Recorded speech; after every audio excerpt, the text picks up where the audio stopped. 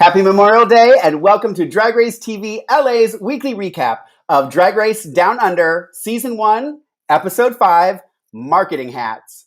Stay tuned as we discuss the drama, fashion, and fun of this week's episode. If you like to talk Drag Race, you've come to the right place.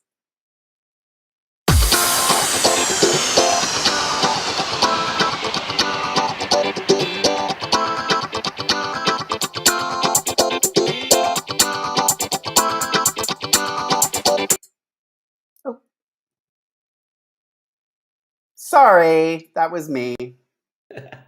I messed it up. Well, we didn't get the whole intro.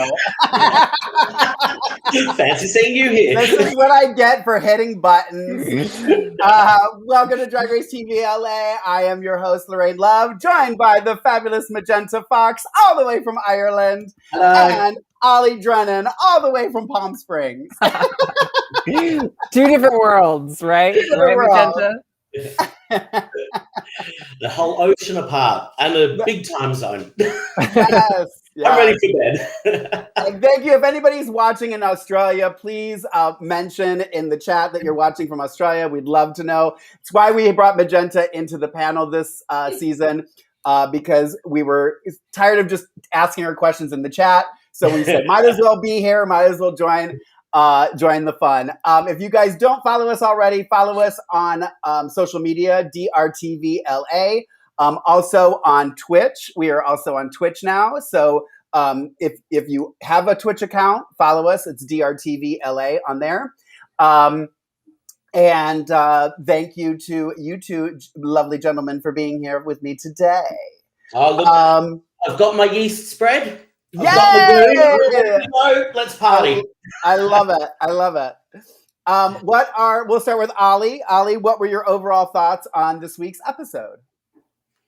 It was wild. It was a very wild episode. Yeah, it was just wild. I don't really have any overall thoughts other than it was wild. Okay. Miss Magenta, your thoughts on That's an understatement. It was I can't wait to watch Spain tonight. Yeah. I know. That's kind of like what I'm thinking. I'm like, wow, España was really good. Like Yeah. Yeah, no, it was definitely a hard watch. And that's coming from the Aussie standpoint. It was like, oh, come on, guys. Let's get this shit together. Yeah. And I don't know whether or not it's production. I don't know if it's because it's like I actually went on to IMDb to check who's actually producing this shit. Who's actually editing? Like the edit of it was terrible. Yeah. Like I don't know what went on there. So I went on IMDb to check who the editors were, and the guy that's editing it only has one credit. Oh, really? Yeah, and it really shows. Like the whole episode just seems so. I don't know. It just didn't flow, and I think they missed a lot of things that should have been told. Yeah, and that made the narrative that they were trying to push false. Okay. From my standpoint, anyway. Okay, and we're going to get into more of that later. Yeah, so be sure you guys stick around to the end because we're definitely going to get into the drama of the blackface towards the end of the show in our special segments, along with Quote of the Week, Fan of the Week, and News and Gossip and Predictions. So stay with us till the very, very end if you can. And also, please like, share, and subscribe this. If you guys watch us all the time, it really does help tremendously. If you like our videos, if you share them on social media, if you tell people to watch, because they'll listen to you, they're not going to listen to us. Just as a reminder, last week, let me just remind everybody what happened last week. Catch everybody up. It was a surprise return to the competition. Art Simone jumped out of the trash bin to shock the queens. The Maxi challenge was to make treasure out of the trash. And for the second week in a row, Scarlett Adams wins the challenge, leaving Karen from Finance and Anita Wiglet in the bottom two. After a mediocre lip sync for your life, Karen from Finance remained in the competition, and Anita Wiglet, after stealing items from the workroom, had to sashay away. It's still funny to me that she did that. Yes, I did do red, white, and blue this week in honor of Memorial Day. I thought, why not do some red, white, and blue? So hence my little red do-rag and all that. So thank you for noticing. And hey, Australian flag is red, white, and blue as well. That's true. That's true. That's true. Aussie and New Zealand flags are both red, white, and blue. So I'm celebrating everybody today. Absolutely, everybody. All right. So after the elimination, I don't know, were you guys surprised?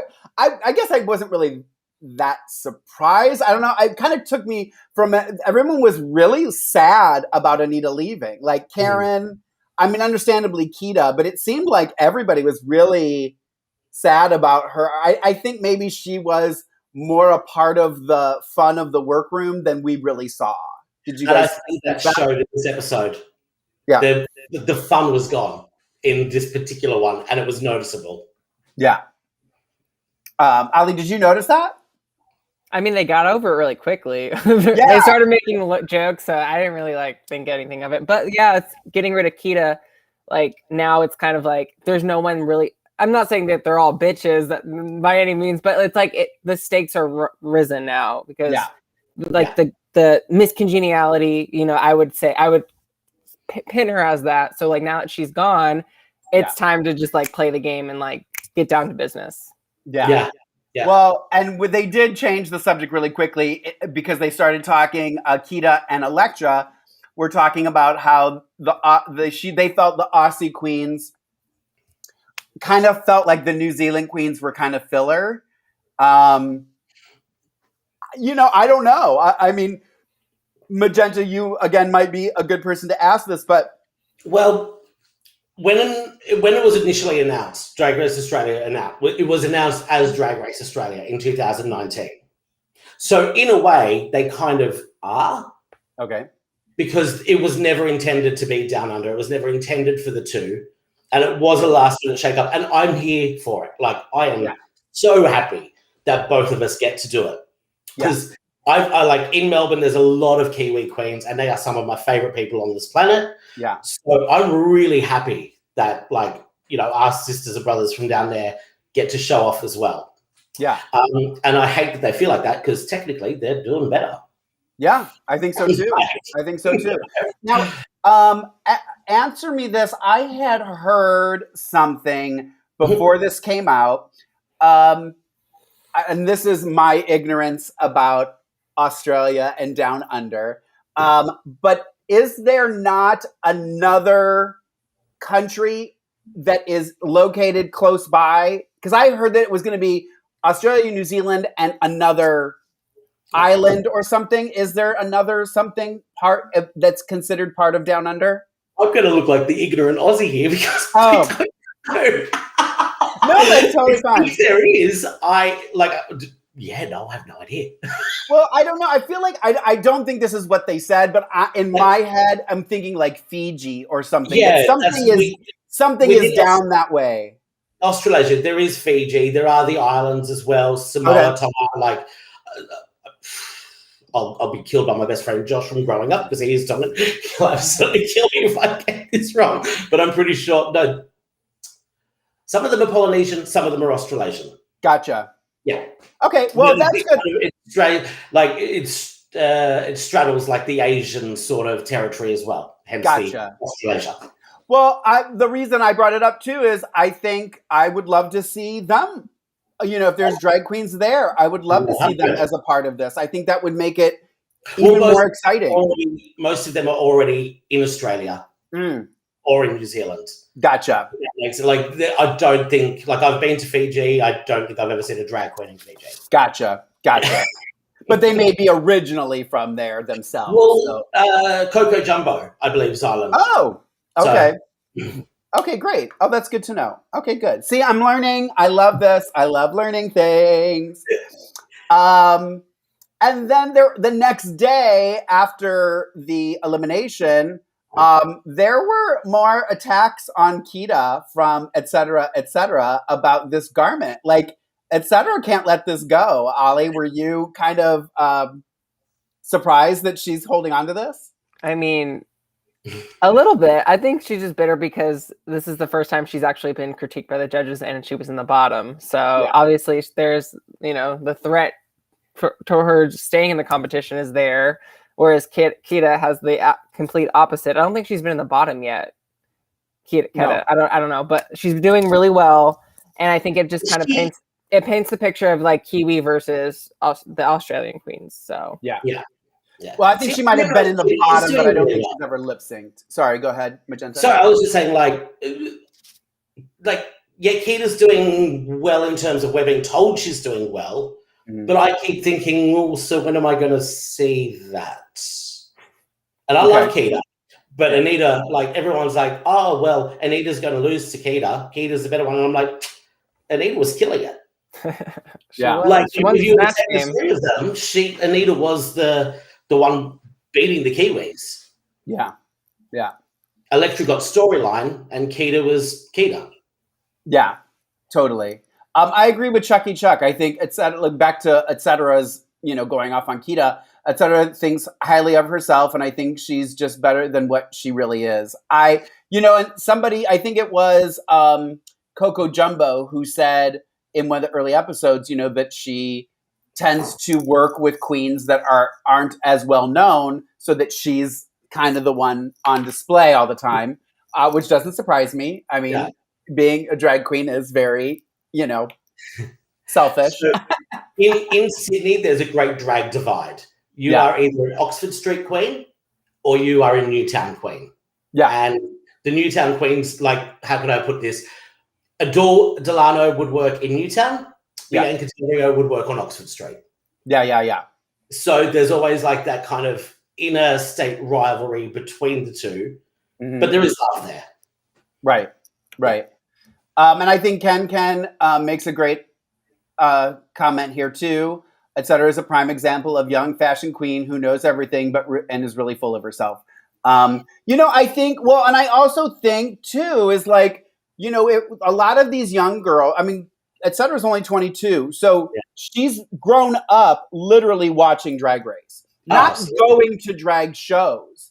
Like, I feel like there's such a difference in that, like, having to go into the clubs and see these queens on a microphone and working, it's like such a different, we've talked about how different it is from being a drag queen at home at your local bar than being on Drag Race. Yeah. And they only know Drag Race. So they just know I have to have fierce costumes. I have to be a bitch on camera. I have to, do this. And it's like, honestly, like, Raven wasn't a bitch on camera because she was like, I need to be a bitch on camera because that's what I'm supposed to do.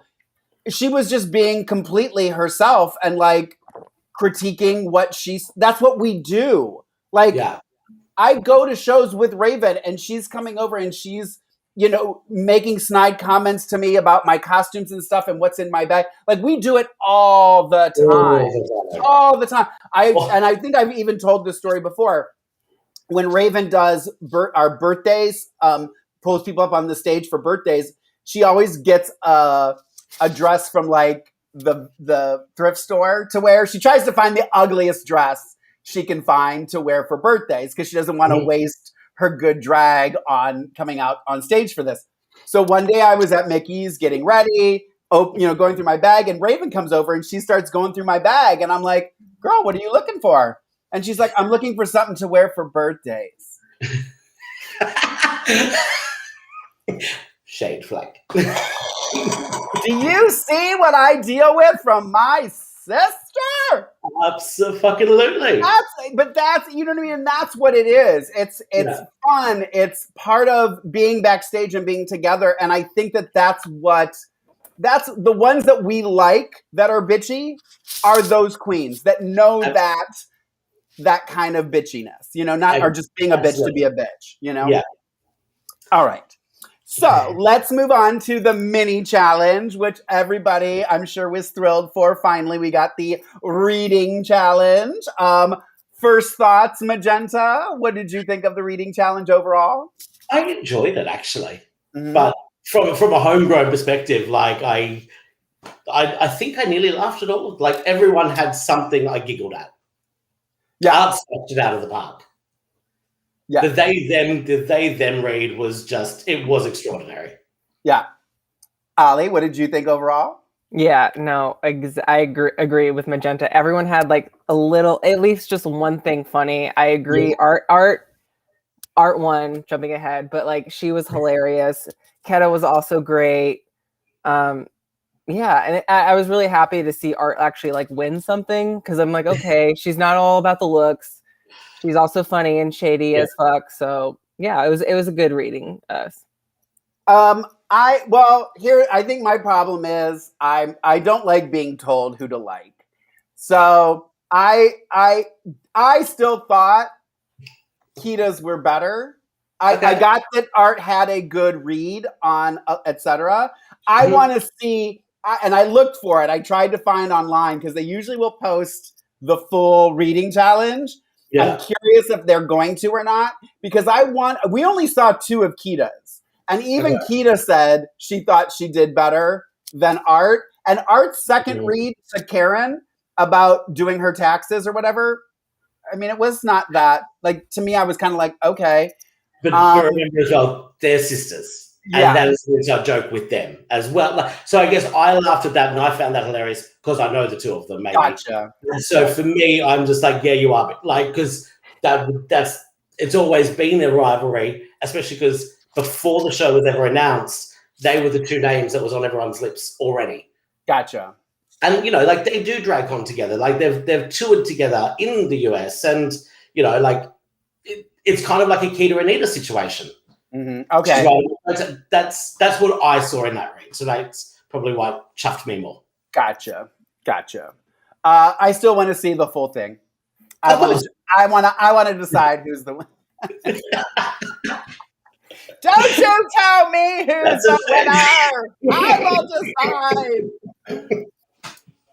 But Ollie, you said you thought Art deserved the win. Yeah, she also had one towards Elektra about the COVID test, saying Elektra lost her taste. I thought that was really good too. So it was just nice to see her win something. I'm like, okay, she's back for a reason. Like, as crazy as it was for her to return with like no explanation, like it made me forget about that. Okay, I haven't forgotten. I guess that's my. So for the Maxi challenge this week, they had to create and market their very own brand of yeast spread. They were in charge of every detail. And Magenta is modeling her yeast spread. I love it. They're in charge of every detail, packaging, the name, and writing and acting in the commercial. And they got to work with Suzanne Paul, which I guess, we'll talk about their specific things when we get to the runway. We'll do it all together. But we're at that point in the show, and since we're mentioned Suzanne Paul, we are at the time of the show where we are going to be down undereducated by Miss Magenta Fox. So Magenta, I have a few things. If you want to, I'll mention first what they are, and then you can tell everybody some things that were talked about during the episode. Our category for the runway was Finest Sheila in the Bush. Also on the runway, Maxi Shield mentions Picnic at Hanging Park, a movie. Picnic at Hanging Rock. Hanging Rock. I just read it wrong. And then if you want to also tell us a little more about Suzanne Paul and Owens. So go ahead, Magenta. Okay, so Suzanne Paul, what you have to realize, so in America, you guys have QVC. So we have TVSN, which is kind of like the late night infomercials. They usually run for about half an hour. They come on at 12:30 at night, where you'd be like pimping out some of a product. She'd be the one like 12:30 every night, brand power with Suzanne Paul, and like she'd always have some sort of new product to pimp. And then she'd do the morning shows like Carrie Ann and like for the Australians out there, you know exactly who Carrie Ann is, and Bert Newton, and she'd be there like on the talk shows. Do you watch The View? Yeah. Okay, so I love The View as well. Like, I watch The View all the time. So you know when they do View Your Deal? Yeah. You know they've got that woman that comes on every Friday with Sarah? Right, that's Suzanne Paul. Okay, got it. That's perfect. Okay. But mainly late nights was the main thing. It was like 12:30 at night was the Suzanne Paul hour. Okay. Natural Glow. It was some beauty product tanning lotion that was like, it erases all your imperfections. I love that. So very appropriate for drag. Like that was her number one big product was this natural glow. Okay. Yeah, so that's example. Rena Owens. Okay, so she is a Kiwi actress, very in a lot of major motion pictures. I think it was Star Wars she's been in. She, for the most recent relative thing she's been in is a little show called Siren, ran for 3 seasons, actually an American show. She was in that as like a mermaid, but was a human type thing, but she was like it's like, anyway, watch the show. It's a good show, but that was like an American crossover for TV. So Ollie, did you know Rena Owens, Ollie? No. Okay. I wasn't sure if you knew who she was. Okay. And then Maxi's look on the runway, she referred to a movie, Picnic at Hanging Rock. Yeah. Okay. If you want to tell them. Yeah, of course. So Picnic at Hanging Rock, it was actually a novel first, and it was like the original Blair Witch Project, where the marketing of the Picnic at Hanging Rock was, is this real, is this fake, is this a novel or is this real? It's about 4 girls at 1900 that were booked from a boarding school, an affluent boarding school in Melbourne, who go out for a picnic on Valentine's Day and never come back. Like, they disappear. So the outfit that she's wearing is reminiscent of 1900 Australian Victorian. And so as much as it made no sense to anyone else, like, why is she dressed like she's going to the Little House on the Prairie? Right. The Picnic at Hanging Rock is in the bush. So Sheila in the bush, that was her Got it. Actually really smart, but not crossed over well. I don't think if you don't know the story of Picnic at Hanging Rock. Right. Which then leads to the theme of the runway, which is Find a Sheila in the Bush, if you want to explain that. Who even knows at this stage? I'm like, okay, so we just want to use the word Sheila. So the word Sheila just refers to a woman, but it comes from working class men. So it's not derogatory. It's literally just, oh, she's a good Sheila. It's kind of like, she's a good chick. Okay. Yeah. So you wouldn't necessarily, if you were living in country, regional Australia, find the term Sheila as an offence. Okay. But it's very much regional in terms of Aussie ochre. I think we discussed Aussie ochre before. It's not quite bogan, but it is very much regional Australia and rural Australia and working class. So Sheila in the bush, working class woman, what we would call a little Aussie battle axe. Okay. Love that. I love that. I mean, I do think a lot of this information is helpful. I like going back and even rewatching the episodes, knowing more about what I know, because I think I then can appreciate certain things more. So thank you for helping us with this part. As we said, the category for the runway was Find a Sheila in the Bush. Guest judge was a First Lady of New Zealand Cinema, Rena Owens. And then Ru was also joined by Michelle and Reese Nicholson. Compliments and thank you to Draglicious for supplying my photos again today. So we'll go through each one at a time as they came out on the runway, and we can discuss their runway look, and then we can discuss their commercial as well. So first, this is Chucky Chuck. Hold on, it's in the comments. Magenta brought a bottle, but she's not eating it. So there you go. Oh, okay, there we go. I ate it for you. I don't have any toast. I'm sorry. It's better on toast. Chucky Chuck. Gosh darn you. All right. First up is Miss Electra Shock. Ollie, what were your thoughts of her runway and her commercial? Well, first off, I want to know what the yeast, what does it taste like? Is it salty? It's very salty. Okay. That's what I've heard. I'm just very curious. I would love to have some one day. Yeah, no, it's it's filled with, as you can see here, Vegemite B vitamins. So it's all about the vitamin B. And this is the squeezy bottle, you see, so it's easy access. Okay. But it is the most bizarre taste to ever explain. But yeah, it is just like a spoonful of salt. Okay. Definitely, I've had that before. So Electra, I thought Electra looked beautiful. I loved her little comment of like, my wigs were crap, so I just painted one. So I thought she looked great. It was interesting. It stood out. I was happy that she did really well this week. and her. And I liked her in black. Like I'm so used to her seeing in just like different colors, like almost too much. It was simplified, and I think last week she was simplified with her the tie. Was it the tie dress? Yeah. So it's just nice seeing her like toned down a little bit, but yet there's still a level of elevation with her looks. You know, less is more, and it was great on her. So I was really happy. Yeah, and it said Sheila in the bush, but I suppose Kiwis wouldn't have the same reference. Oh, okay. Like in terms of what the runway category was, I didn't get it personally. But it looked amazing. Yeah. Well, I think also too. I think like you were saying, Ollie. I think just her coming around you always want to have them come around the corner and kind of go, oh, okay, wasn't expecting that. So I think that does, whether it fits the theme sometimes or not, I think that is a big factor that we saw a different side of Elektra than we had before. Ollie, what did you think of her commercial? It was the best. It was the best. Like it's literally, honestly, I'm not going to even say a whole lot about the other commercials because I don't remember them. I just thought of Elektra's. Like Elektra's funny.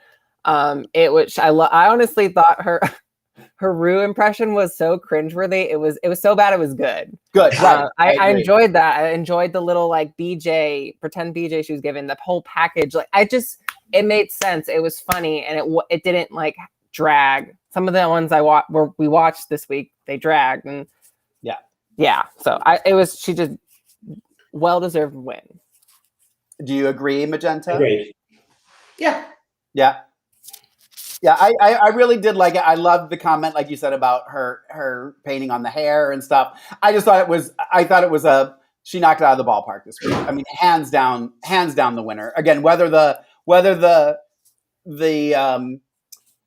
look maybe didn't step up to the actual theme, I still thought it was something unique and special. So, All right. So next up is Magenta's favorite, ketamine. So Magenta, why don't you go first? I'll throw the picture up there for you as a reminder of Kita's look. Asia O'Hara wishes she did that. Once again, didn't get the theme, but once again, New Zealand interpretation of the theme. Okay. So it's hard for me to judge it because of what we were told the theme was. I didn't. Yeah. And her commercial. What did you think of her commercial? I don't remember. What did she do? Hers was the she had yeasty nuts, and she had the donuts, and did the divine thing. Oh, she did the divine. Okay, yeah. Fun. Like she got. It looks like shit. So she did something smart with that. Right. Yeah. Ollie, what are your thoughts on her look and her commercial? I know you probably don't really remember much, but well, I liked her look. But yeah, I think butterflies is also another thing that like I'm tired of seeing on the runway with Drag Race. I don't know. Maybe I'm just like, butterfly. It was a beautiful look on her. It's beautiful nonetheless. And then her performance was just I get that she was channeling divine. It was totally I get that, but it just wasn't funny. Like I didn't maybe maybe there were references I just didn't get. It was nasty.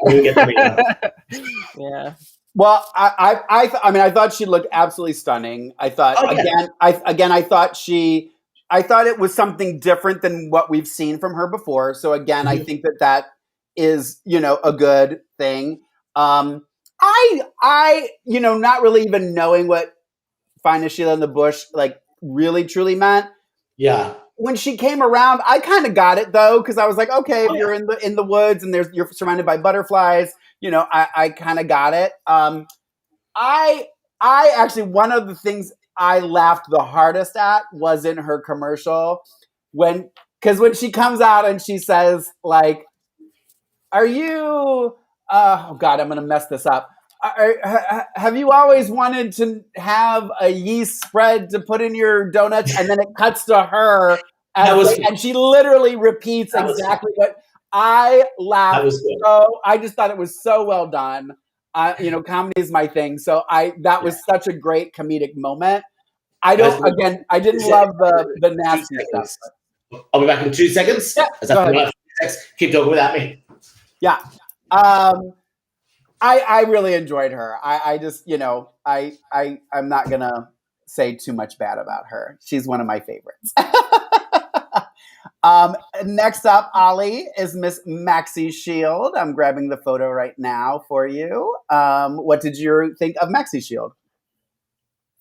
I guess it's hard for me to even judge this category because it's the whole Sheila in the bush. So I'm thinking okay, so should it be nature themed? Should it be it just was very I guess everyone has a different interpretation of it. So I don't really. She looked beautiful. Yeah. Was it my favorite? No. Yeah. But I guess I just don't fully understand what the category entailed unless it's purposely supposed to be your specific own interpretation of Sheila in the bush. But maybe I think the category should have catered more to also the Kiwi queens. Yeah. So it would have been a little bit more cohesive because honestly, everyone's look this week just looked it just looked different. Everyone had something different. And I don't know if that's a good thing. I don't know if that's a bad thing. Maxi looked beautiful, but yeah. Her horn dog yeast concentrate, I think they were correct. And even though I did still think she's just a funny person. So just the shot of her sitting between those two guys with the look on her face made me laugh. I get, though, that she should have done something horny. It wasn't horny. And it wasn't horny at all.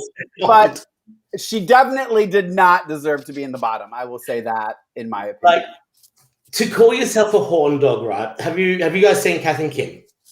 I've seen a little bit of it, not a lot of it. So Kim, the daughter, right? Mm-hmm. That's a horn dog. Okay. Now someone's I'm feeling my oats, but isn't sexy in the slightest, but real kind of, I've got my G banger hanging up my ass with low riding jeans on. I'm a horn boy. That's what a horn dog would represent. Yeah. In the traditional sense of the word. That I didn't get. Yeah. And I get it. I get, you get in your head and you don't do things that you think that you're going to do really well at and stuff. So I get it. I don't hold it against her. Again, I liked the look. Like I said, it wasn't until I Googled it that I was like, oh, okay, I get what the look means now and everything. I understood it later. But I thought she looked great. And again, it was something different. Even Rue says, she didn't give me that normal look that I normally get from her. So it was something different too. So I appreciate that. Next up is Karen from Finance. Magenta, we'll start with you. Your thoughts on the Runway? I think it's lovely representation of a very good thing to promote. Yeah. And I like the story. Yeah. Agreed. Ollie? Why did she steal Coco Peru's wig? Very rude. Does she know that she has her wig? I love Coco. I love Coco. Yeah. I love Coco. Let me just say that real quick. But yeah. Come on, say it. And that's Coco's only wig, by the way. Just I hope she shipped it to her and got there safely, but safely back as well. Mm-hmm. So. But yeah, I also agree with Magenta. I love what it stood for. I just remember thinking back, was it a year ago when when Australia was on fire? Was it literally a year ago? It's just we're on fire every second year. So. Yeah. And there was one 2 years ago that was particularly forgot my words, really bad. There was one, it just engulfed all of Australia. Usually our bushfire seasons are contained to within the state. This was one that spread all over. Wow. Yeah, it was horrible.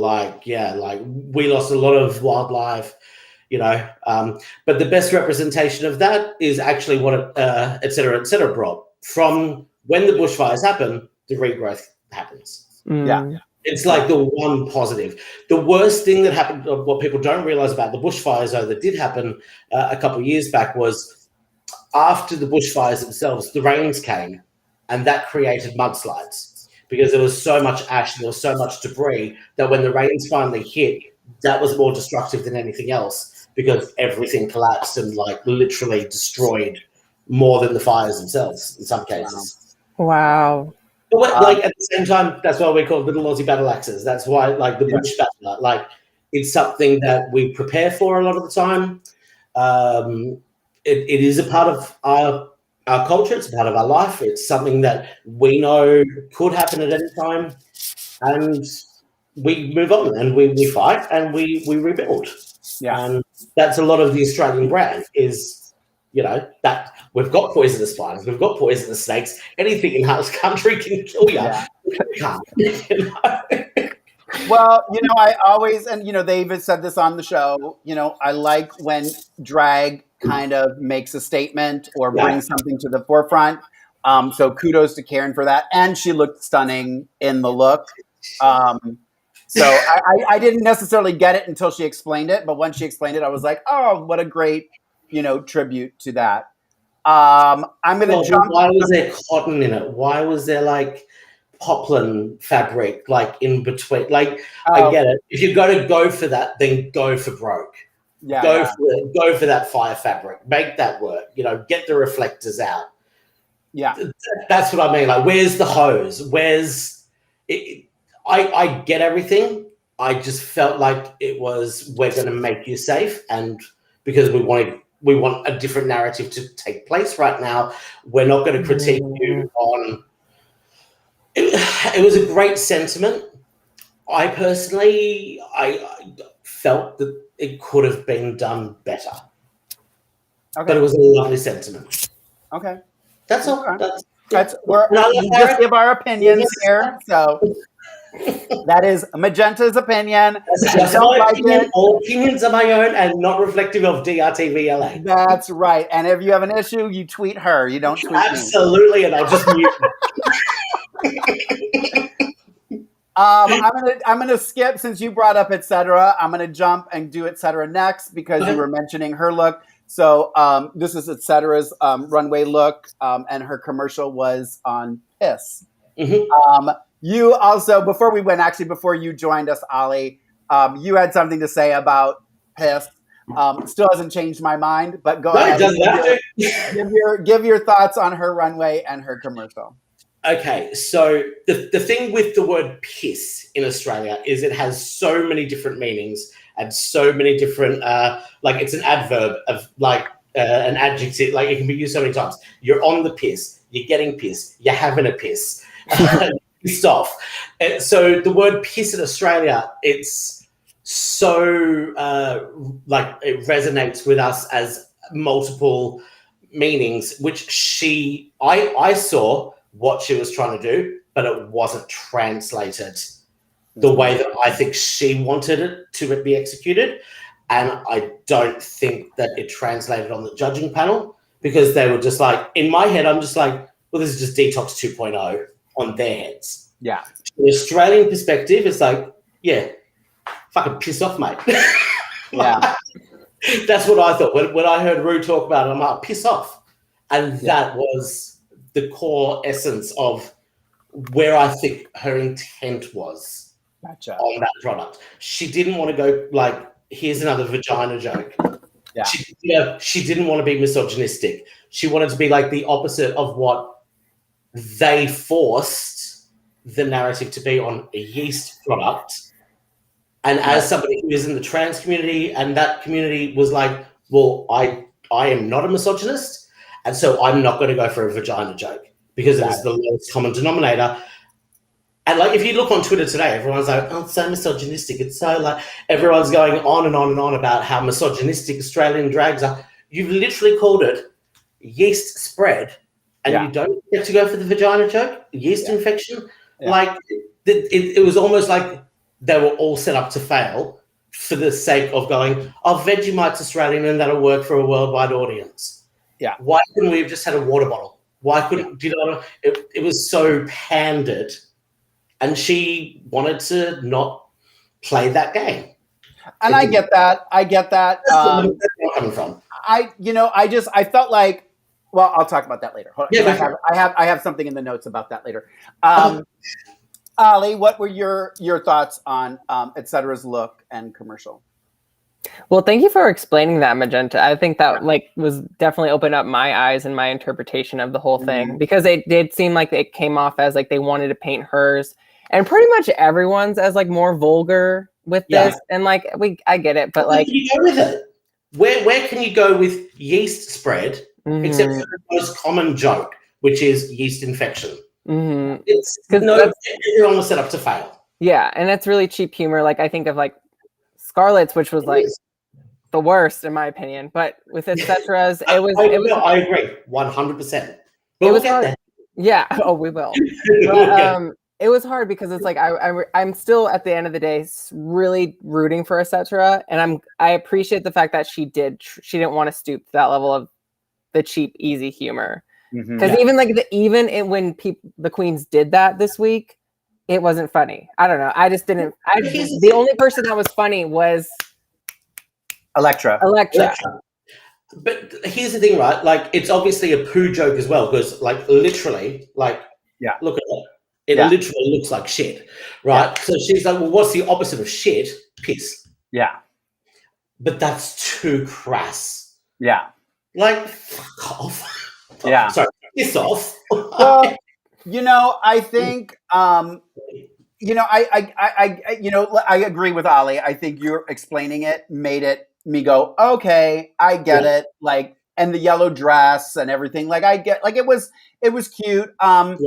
I almost wish they had like a consultant there, or even well, they kind of do. Reese Nicholson is there.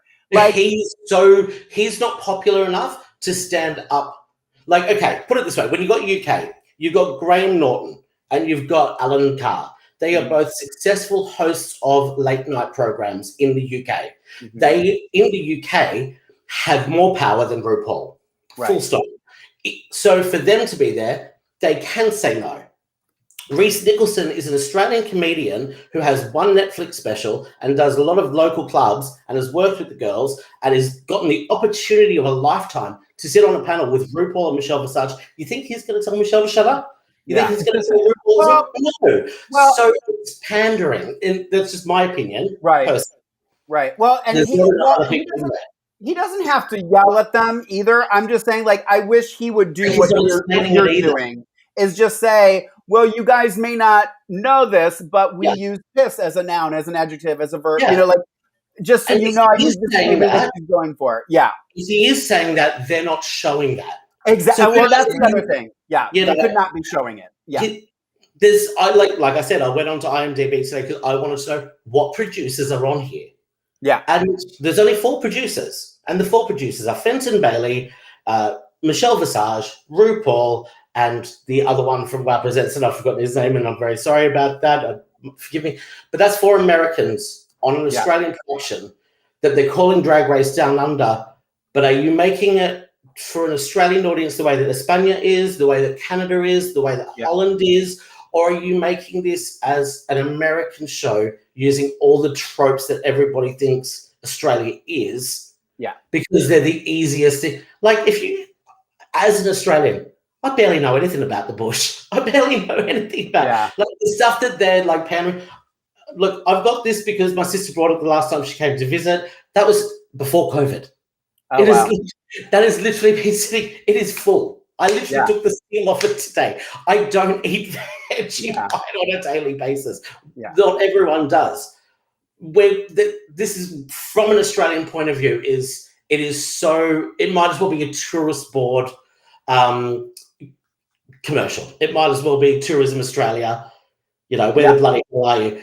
So that's where I think it's failing, personally. Okay. I don't think there's enough Australian or New Zealand people in the room actually creating the challenges. I like that. Well, maybe they'll learn. We always say that. If we get a second season. Yeah. Hope and pray that they will learn and kind of grow from it and evolve.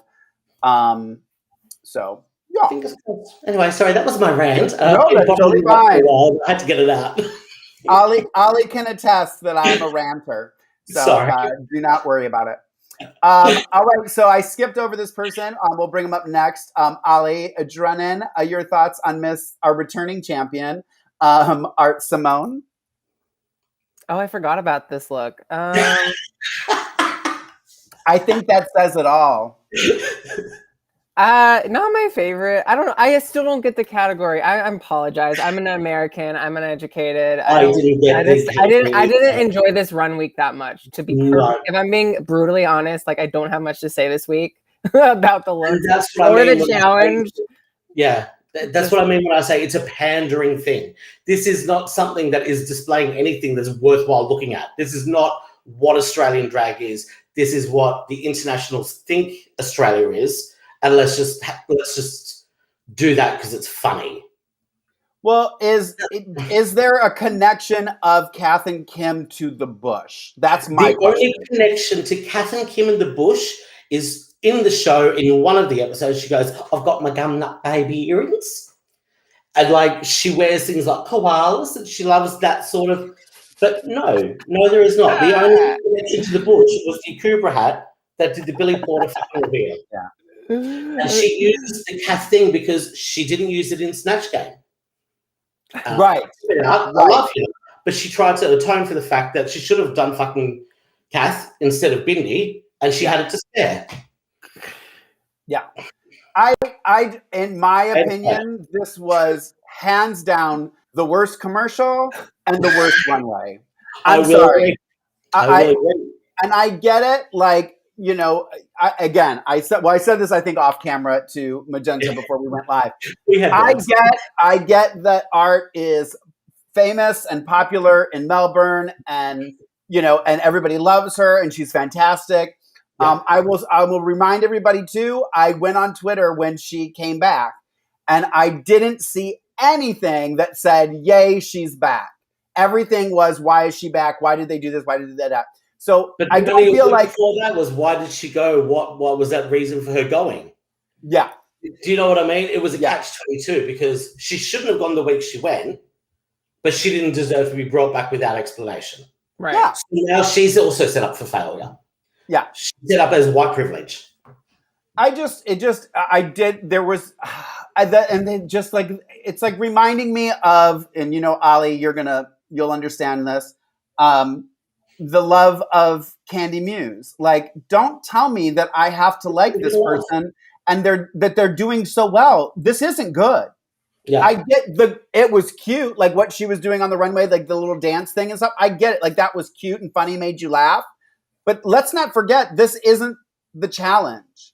Mm. Like, I wish, and again, maybe it's not shown, but like if I was there, I think I would just have such a hard time going, are you serious? Like, you really think that this fits the theme? Like, I wanted somebody just to go snap out of it. Like, it was just not, I'm sorry, her commercial, even Michelle, when she was doing the commercial, made a comment of how she pronounced koalas and how Americans pronounce koalas. She's like, do you really think Americans say it like that? It's like, and I wasn't offended. I don't care. Like, I get that you can make fun of the way we say things because we're not from your country. That's totally fine. But you weren't saying, like, you were making something up that isn't true. And that's why that's not funny, because we don't do that. And it's not like a running joke that we say this and you say it like that, you know? Well, in that being said, like, it just on the reverse side of that, we have the running joke over your, like, go to the Simpsons episode with the whole, I just want it off, the toilet spins the other way, in the other direction. There are things, when you don't know the realities of the people, you have misconceptions. And right now everybody's thinking, Vegemite's our national dish, and we're all loving a yeast spread every single day. Right. Not some of us do. It's the same shit. They are stereotyping my culture for international appeal. Right. And I think from what I know of Art, I think she was kind of in a subconscious way reverting that script to show, like to take the piss. Mm-hmm. But it failed miserably, and you don't bite the hand that feeds you. You've got a Wow Presents plus show already before you're even cast on this thing. And you know that this is an international audience watching you. Why on earth would you do that? And why on earth was she not reprimanded for that? Yeah. When other people that we're about to get to did something else, and what is really the difference between cultural appropriation? Right. Is that not also cultural appropriation in a way? In a way, yeah, absolutely. In a way. It's not racial bias, but it's still appropriation. Yeah. And I'm saying this as somebody who has known personally art for over a decade and Parrot, but I'm not going to look. You've invited me onto the show because you want the truth. Yeah. I'm not going to sit there and say everyone's fucking perfect. Yeah. Art should have been in the bottom this week. Yeah. Hands down. Hands down. And so should Scarlett. Speaking of Scarlett, she's our next and final runway. I'll throw this up there. Why don't you continue and give us your thoughts on her runway and commercial? If you're going to do Sheila from the bush and you want to represent Priscilla, Queen of the Desert, you do the fucking bogan bitch in the bar scene that's doing the fucking shots going, I say fucking crap. Yes. That is Bush Sheila. Gotcha. That's Bush Sheila. Ollie, have you seen the movie? I haven't. Oh, Ollie, you need to see the movie. It's so good. If anybody hasn't seen Adventures of Priscilla, Queen of the Desert, you need to go see it. It was what they based Tu Wong Fu on, and it's so 10 times better than Tu Wong Fu. Like Tu Wong Fu should. That's why I don't even like talking about Tu Wong Fu, because they both have their place. Well, whatever. I still think Priscilla's better. Oh, I agree. But I like your comment about she should have chosen a different Sheila from the movie to do. Exactly. If you want to do Priscilla, do the don't do the Asian lady with the ping pong. Yeah. Because you're already doing blackface and right. Yeah. Overstep. But if you've got to do Bush Sheila, it is that tank top wearing mullet fucking see you next Tuesday at the bar doing the shots with the transgender character saying, "Oh, so fucking female." That's a Bush Sheila. Yeah. In my opinion. Ollie, what did you think of Scarlett's runway? I mean, it was kind of probably done to get on Rue's good side because this is one of Rue's favorite films, so it was okay. Yeah. And you said you thought hers was one of the worst commercials too, didn't you, Ollie? Yeah. I thought it was worse than Art's. I think her look, as it was just like a bunch of, I don't know. It was like, I don't know. I just wasn't that big of a fan. I guess when I look at it longer, it's just like, it's not so much of a look. To me, it comes off as more as like, I don't know, theatrical, if I'm making sense. Yeah. I don't know. It's more of like a statement rather than a look. I'm not making any sense this week, I know, but like literally I think this look saved her from being in the bottom, because like of course bring up Priscilla of the Dam, like oh my god, like Rue, but then I think the look saved her, even though I wasn't a huge fan of the look. No, do you know what I think saved her, to be honest? Is the fact that they already knew in the production team about the blackface scandal, and they knew that they were going to use this at some point and make a show of it. Mm-hmm. And this is just God's honest truth, because I'd heard about the Scarlett fucking thing well and truly before the filming started. The fucking footage and the photos are still online and are easily accessible. You cannot tell me that one of the biggest production companies in the world with the biggest franchise in the world has not done their due diligence to know that this exists, and they still chose to cast it knowing that this was a storyline. The only thing they didn't count on was JoJo going home first. Yeah. Right. Because that would have been the perfect storyline for a JoJo versus Scarlett. Unfortunately. My opinions, my own. Yeah. It's what I say. Yeah. I think overall, I guess I agree with Ollie. I was kind of like, overall kind of underwhelmed with the runway, but again, I think not really understanding it, we kind of were a little thrown. So you're just taking them as costumes on a runway, like, because you don't really get it. And I think, in my opinion, and you can correct me if I'm wrong, but I mean, being filthy and, you know, and having a potty mouth and stuff is part of drag. 100. I get that. I think that seems to me it may be a bigger part of Australian drag than maybe US drag. Even though we do it, I have a feeling that it may be more a common there than here, to that extent. Maybe, I don't know. It's hard to say. Yes and no. Yeah. I think it has different meanings, different backgrounds, different like intents. Yeah. But it doesn't make either of it right. Yeah. And that's what we're starting to learn now. Mm-hmm. With everything that's going on in the world. It's kicking in. Oh, this is not right. But look, I've been around the 80s, I've been around the 90s, I've been around today, I've seen, I've grown, I've made the mistakes. You know, I, for one, I was a huge, like, part of my drag was based on Gwen Stefani, for example. Mm-hmm. Gwen Stefani is the biggest cultural appropriator in the world. But there was I doing numbers with a bindi on and a fucking sari. I didn't even think about the fact that, that was cultural appropriation. I thought that was fashion. Yeah. When, you know, sorry, go on. No, that's okay. It's a very important conversation to have. I'm not, I don't think any of us are saying that it's not. Who is this? Sorry, I just saw something that Daniel. Daniel says in the comments, there's, when this conversation was being had in the workroom, there was no one of color in the workroom to have that conversation. So I think that that's an important thing to remember. Yes, I think that may be part of the reason why it was brought up on the runway, because Ru was there and Ru brought it up and Ru had the conversation.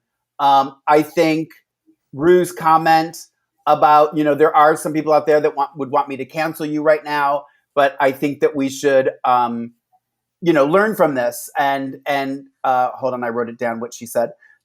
Excuse me. Lesson in humility and accountability, and learn and grow from our mistakes. Which I agree with 100%. If you can't make a mistake and learn from your mistake, then like, what are you going to do? Like, how many times are you going to apologize until it's, and rectify and all that sort of stuff? It is a hard conversation. But it's a conversation I feel that is from two cultural lenses that isn't being told correctly. Yeah. But we can get to that later. Like we've still have anyone down. No, it's totally fine. We can do it now. I just, we're in it, so we might as well stay with it. Daniel's saying now in the chat that, maybe that this could have deep ramifications for the whole franchise, just this episode and stuff. I mean, I don't know. I hope it creates dialogue. And especially for my country, I hope it creates dialogue to know the things that we've done that we thought were funny can no longer happen and have to be reprimanded and have to like turn a page. But you have to understand as well. And I'm like, I'm not here to defend Scarlett. It is not my place to defend, accept the apology or any of that of a white queen as a white man for the feelings of whoever is offended. That has nothing to do with me. Yeah. That's just my personal statement on that. However, I am going to just put a light on the fact that this is a 19-year-old child who did it, a teenager. Yeah. And I think that's what people aren't like. That's the part of the narrative that people aren't thinking about. Mm-hmm. Who the fuck is a perfect teenager? Who the fuck didn't fuck up as a teenager? Yeah. Right? But in Australia, the number one show in 2012, when this happened, was Summer Heights High, who starred Chris Lilly, who did blackface, who did Asian face, who did teenage girl, who did every offensive like character under the sun, under the guise of satire, who got 3 spin-offs, was the most popular show. So here's a 19-year-old going, people aren't finding me funny, so what's funny right now? I'll do what people think is funny. It didn't land. It's not great. They are from a very rural part of Australia. That's no exception. That's no excuse. Yeah. But what the world is seeing right now is the blackface conversation without the context of where that person may have had the inspiration. Mm-hmm. And right. that's the part of the narrative that's being cut out. And look, Chris Lilley was in the wrong. Like, looking at it from a new lens of everything that's happened in the last 5 years, let's say, the shit that Chris Lilley was doing is not acceptable. Yeah. But by God, were we all fucking pissing ourselves laughing back in 2012 at it? Yeah. I think that's a good point. I think that's a good point. Yeah. For sure. From an Aussie point of view, that's just the little part that I wanted to inject in that dialogue. But I do not have the right to forgive. I do not have the right to explain, and I do not have the right to atone the actions of a white person who did this. Yeah. As a white person. This is not my, but Sorry, guys. No, that's totally fine. When, and I think also it's, I think something that Elektra said to etc., when she was saying, how well spoken she is and how well, that it gives her hope for, where things are going and stuff. And I do think that, if there is a silver lining here, I do think that people are, really trying to, I think people are genuinely good. I'm not saying there aren't people out there that are doing things for malicious reasons, but I don't think, I think that it's good that the conversations are being had. I hope that people do stop and, think more about certain things before they do them now. And we'll just leave it at that. How old is Scarlett? I think she's 27. But she's 27, but the stuff that happened was when she was 19. Well, so everybody's talking about it like it happened yesterday. It happened in 2012. Well, all I have to say is that I'm glad that even though etc. is 22, like, she's well-spoken and educated, so that is really cool. Like, we can say that she's a bitch, but at least she speaks up she's a great ally for her community, and I'm happy that there's people like etc. I think I'm glad it's I'm happy you're here to provide more discourse on the matter, because it opens more, because I'm only seeing everything unfold as an American perspective. Yeah, of course. I still don't like Scarlett. I think she has time.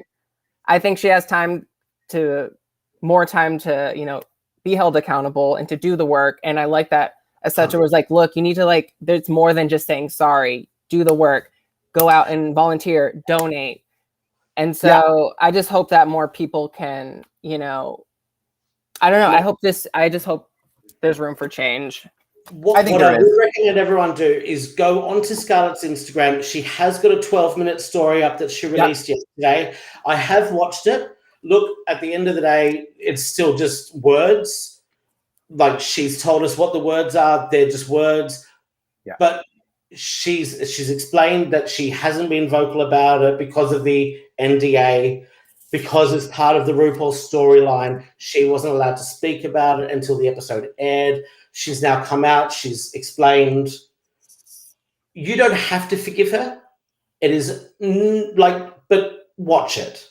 Yeah. No, I agree too. I started to watch it. I didn't get enough. I got sidetracked with something else, but I did start to watch it. It was hard. It's words. And again, I think that etc. said it best, is now you need to go out and make sure that you're booking POCs and make sure that you're going and supporting them and you're doing these things and you're doing fundraisers for those communities and stuff like that. I think that's the most important thing, because drag really is about, and I said this when I was just, it popped up on my news feed, my interview with Nina West when we were at DragCon, Ollie. And one of the things we talked about in that interview is, and that's where I started doing drag, is Columbus, Ohio. And drag there is such a fundraising is such a big part of drag there. And I think that sometimes, and I think because of that, that's what I have in my head about drag. I think it's kind of gotten away from that because of Drag Race, which we've talked about before. So I think, do it. Start going out, start fundraising, start, doing stuff to help those communities and those queens and, supporting them and doing stuff like that. Because that's really, the actions speak louder than words. Absolutely. So hopefully she will do that. Let's move on from this. Too heavy. And if you guys get a chance, please go to Apple Podcasts and rate us 5 stars. Write a review on there for us. It really does help us on there when you guys do that. So if you can take a time to do that. Just as a reminder, the tops this week were Electroshock and Ketamine. Art and Scarlett were safe. Maxi, Karen, and etc. ended up in the bottom 3. The lip sync song was Absolutely Everybody by Vanessa Amorosi, which I did know that song. Yeah, it's a very popular song. It was Maxi Shield versus etc. And etc. had to sashay away. 6 queens remain. And then next week is going to be a makeover of rugged, rough sportsmen into lovely ladies. So that was the episode. Let's just get into our special segments. We already talked about the mirror moment, which was the blackface, so we're not going to talk about it again. But I will go into my quote of the week, which actually happened at the beginning of the episode when they were talking about Anita leaving the competition. And Karen says, how do you send someone like Anita home? And Kita says, quite easily, apparently. So that was my quote of the week. I thought that was funny. I laughed out loud. I love Kita. I can't get enough of her.